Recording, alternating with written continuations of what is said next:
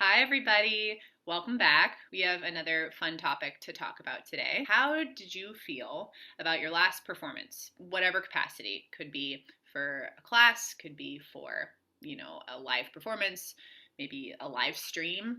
Or I'm just curious, how did it feel? Were you nervous? Were you excited? Did you feel a combination of both? What else came up for you? And with that, could you also tell us how you have been reflecting on the progress you've made with your relationship to performing? So, have at it. What do you have to tell us? Okay. So I feel like in a way I perform like every day. And when I'm like demonstrating lessons, but I'm not going to talk about that. I'm going to talk about my last performance where I actually like practiced and prepared music. And I think it was about 3 weeks ago, or maybe a little like maybe 4 weeks ago for a live stream with you, Stephanie. And we'll link that so that you can watch that if you'd like to. But it was great. It was good. I think with me performing is always a little bit of a roller coaster. And that sounds a little bit dramatic. I don't mean like, so up and so down, but it's always this experience that encompasses many emotions at the same time. Maybe I should describe it more as like a web. I like to describe things as webs. It's a web of emotions, and I definitely could tap into different ones at different times. I felt nervous for the live stream. I think I always feel somewhat nervous, and that nervousness will manifest in different ways. I really try hard nowadays at this point in my life to reframe nerves as excitement, because I think they are the same thing. And I was just listening. I was actually just watching the Brene Brown HBO special. And Stephanie, we've talked about this a ton, but like the physical parts of what's going on in your body when you're feeling anxious versus when you're feeling excited are actually the same. It's like the same part of your brain. It's the same systems. It's the same triggers that are happening. It's like the same release of adrenaline that can happen when you're feeling like really, really, really excited versus really, really anxious. And I find that really, really interesting because that's always how it's felt to me. Like I'm always excited to perform, and I really look forward to connecting with the audience and to sharing music. But also there's always, of course, like the back of my mind, like what if you mess it up?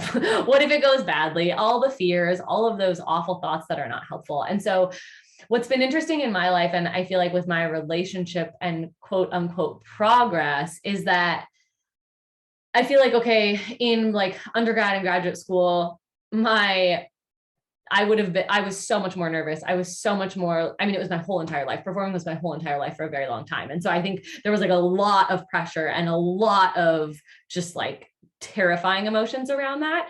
And I think as I've gotten older and just as life has gone on, I've been forced to accept my new level of like my new standard, or my new like level of what I'm able to do, I guess is what I'm trying to say. Because once I was no longer in school, I had to get a job and make money, and I couldn't practice 6 to 8 hours a day because those were 6 to 8 hours a day that I had to like also be working.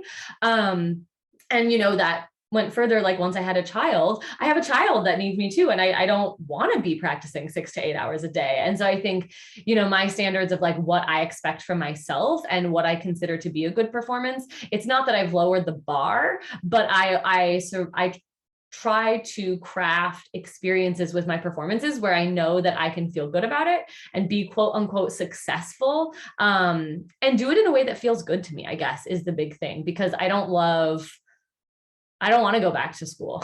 I don't love that external pressure of like memorize a 75-minute recital and play it note perfect, and it has to be, completely amazing. I much prefer to collaborate with other musicians, or to prepare a couple of pieces, or to collaborate with you and like do some kind of fun duet, or you know what I mean? Like those kinds of things. And so I think I've loosened my definition of what a quote unquote good performance is, and of what I accept as like my version of connecting with people, because ultimately that's what it's about connecting with people through music. And I don't need to play a 75-minute recital fully memorized to connect with people through music. And in fact, I think that's actually like a way to hinder that ability.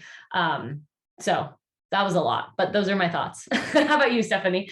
Yes, I yes to all of the things that you just said. I'm glad I muted myself when you were talking because I was like, yes, yes. Every time you said something, I was like, I agree. Yeah. Oh man. Yes.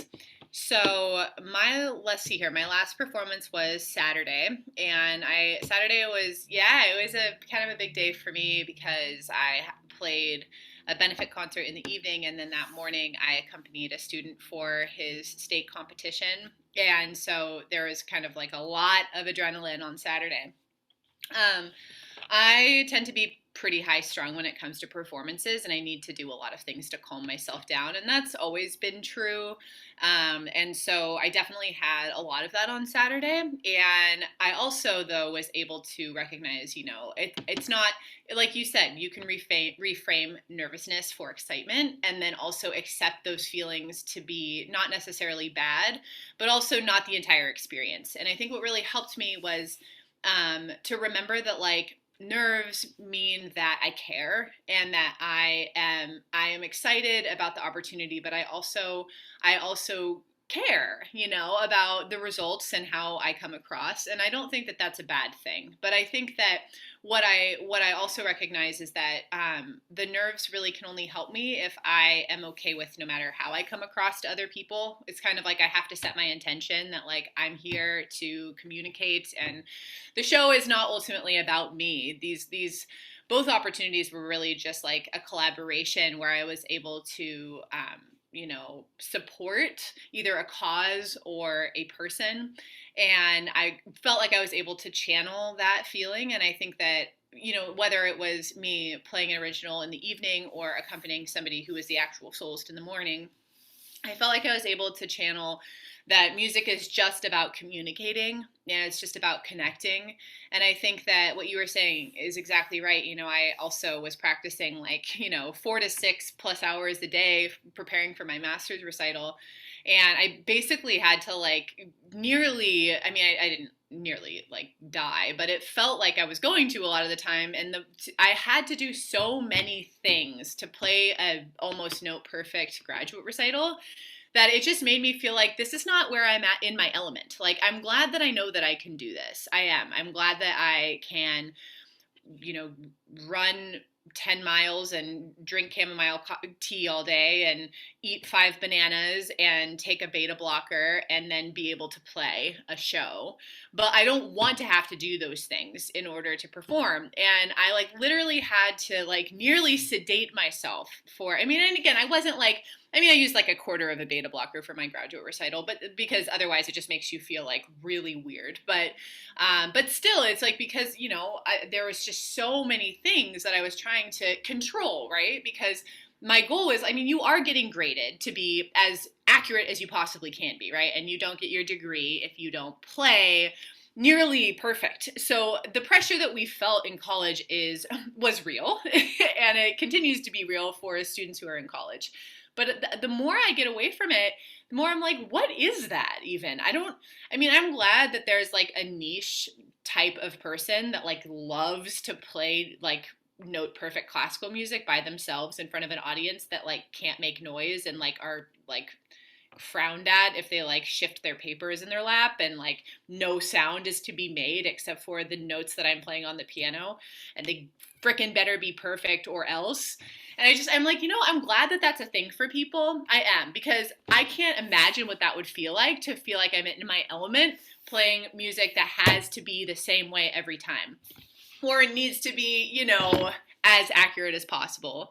But I cannot do that to myself anymore. And it's just so liberating to realize that like I can do other things with music, and sometimes I can bring my B game. I don't always have to bring my A game, and I don't always have to blow people out of the water. I can just show up and communicate and connect and be my best, like that I can be in that moment. And I think that that's been hugely liberating. I also am a perfectionist, and I also, I think that there's a difference between striving for your personal best and striving for perfection. And so I guess I'm just really trying to get to that place. And I felt like I was able to do that on Saturday for both instances. And even though I felt a lot of nerves, I was able to like remind myself of my why, and when I like got anxious, like, and got this crazy like rash crawling up my chest and into my neck, I was like, you know what, I'm just going to breathe through it. It's just nerves. It'll go away. I don't know if you ever have that, but it's, oh man, the nervous rash is a thing. Anyway. Yeah. I actually had a full body rash the month before my graduate recital. My second, and I thought that I was like I thought I had like bed bugs. I was like losing my mind. But yeah, so the pressure is real. And I think I will say one thing, which is that I think I have yet to meet another classical musician that believes believes that everything needs to be perfect or that like everything should sound the same every time. I think honestly what it is it's a function of like the institutionalized formality of the education around an art. And I think that that's the issue, not so much like individual people that are perpetuating it, but like this institutionalized, like this is what you have to do in order to be a musician. And I think that is changing a little bit. I think there's like, little tiny bits of progress that's being made, but it's still, yeah, it's classical music is so behind in every regard, so behind on like in so many, they need to catch up. So anyway. Yeah. Thank you for clarifying that because that's exactly what I meant. And I think that like I want to get to a place where I can play classical music like I improvise off of a lead sheet or whatever, because honestly that's what all these artists did back in the day. Like these pieces were improvised and they were different every time. And this is not a genre thing. This is like an institutionalized academic sort of thing. And I think that, so thank you for clarifying that because it's not like I hate classical music. I love classical music. I just dislike the stigma that it needs to be performed in a specific way. And I think that that reminder for me and also our listeners is great just to know that like it's not about a genre. It's about like an institutionalized standard. So yeah, totally. And like that's a whole nother episode. but yeah, the birth of connection experiment, because right, that's kind of what we were wanting to go against and to change the conversation around, is that there's a lot more room for humanness than some institutions allow. And I think that that's what we're trying to do. I know all the people that are watching and listening like are humans, and that means we're by that very label that applies to all of us, we are not perfect. And so I think that if we can all take that message and go forward into whatever it is that we're trying to do with music, we will be happier and we will ultimately have more quote unquote success because we will be happier with what we're doing. And we won't have that idea that it has to be something that it doesn't have to be. Exactly. So we're just going to keep carrying that message, and it's all about just what is our personal best, and encouraging other people to find their personal best and to be proud of whatever that is on any given day.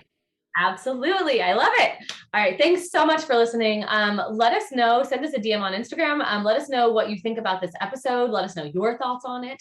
And we would love to connect with you. You can find all of our contact info in the description or the show notes below. If you want to screenshot this and share it on social media, that would really help us out. We'd love to get this message and these conversations out to more people. Thanks so much. Thanks, everybody. Bye.